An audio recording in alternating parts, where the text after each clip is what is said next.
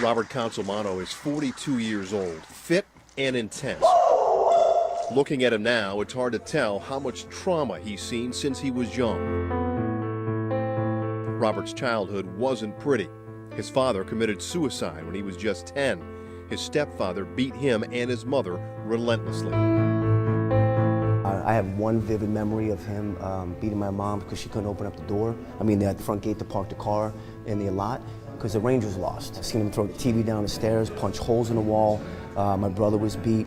That went on for about 13 years. Robert joined the Marines in 1991 to escape the abuse and find a purpose, but things got worse. He was always getting into fights and couldn't get along with others. He was honorably discharged in 1996. Next, he tried college, but he was always fighting with professors and unable to maintain any healthy relationships. So he went looking for answers at a VA hospital and learned he had PTSD. Thoughts would go through my head. I'm like, well, if my father was schizophrenic, that is kind of genetic. Cosmo, as he's known, also learned he was bipolar. The bipolar, that really rocked me because, bipolar is like, whoop, whoop, whoop, whoop. And the medications made me a zombie and made me a different person. But 3 years ago, Cosmo found Brazilian Jiu-Jitsu, and it's done what medication can't. Now I have balance, I feel grounded, and it's great, man. I'm not gonna stop.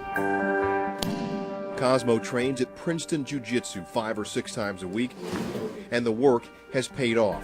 He's a purple belt already and currently ranked 3rd in the world.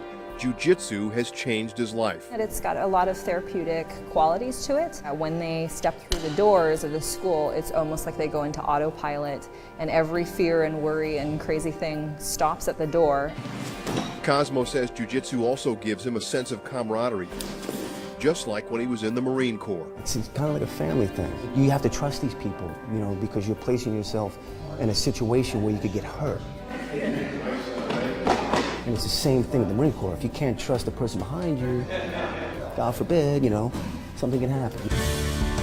These right here are really, they're just as big, maybe one notch under world. Cosmo isn't just excelling at Jiu-Jitsu. That one's the heavy one. That's world. I took second in that. He wants to inspire other veterans. Once you do it, there's no stopping. We caught up with him recently, talking with vets in the rehab center at the VA hospital in Philly. My goal is to kind of maybe inspire people to find something, maybe get involved in an activity.